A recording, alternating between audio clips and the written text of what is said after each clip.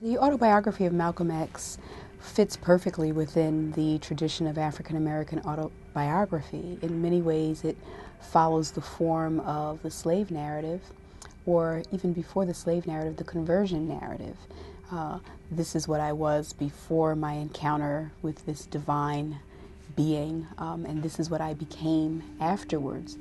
And that not only is it about a personal transformation, it's about a personal transformation that has implications for a group of oppressed people.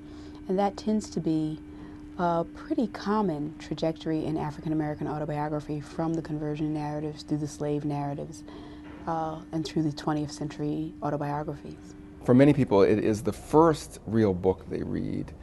I was at a PTA meeting yesterday, and one of the fathers, a black gentleman, told me that his kids had to read Man, Child in the Promised Land and Malcolm X, whatever else they read. The Autobiography of Malcolm X was part of their orientation to the world as far as he was concerned. And he's not a tremendously learned or lettered person, but for him it gave him insights that were absolutely crucial for continuing in the United States.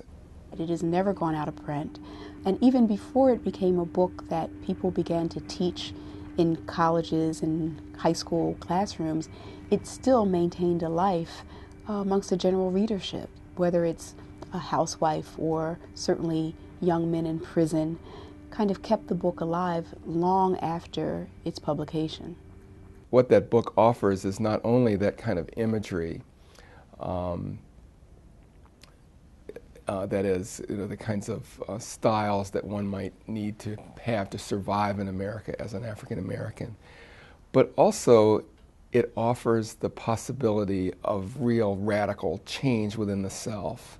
It is that sense of enlightenment that comes from reading the autobiography, that, I could have been a lawyer, right? But I was told that young black men don't become lawyers, and I didn't want to be a chauffeur. And those were the only avenues available to me. And there are lots of moments like that in the autobiography.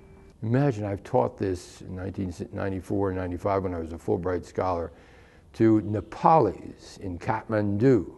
And they recognized this book instantly because of its meaning, its significance, its journey as a true classic. Now, we can't find many books written by Americans that can be read in Kathmandu to a group of students and instantly speak to them with a voice that is truly cosmopolitan. Very few classics go over that well in Kathmandu that are written by contemporary Americans.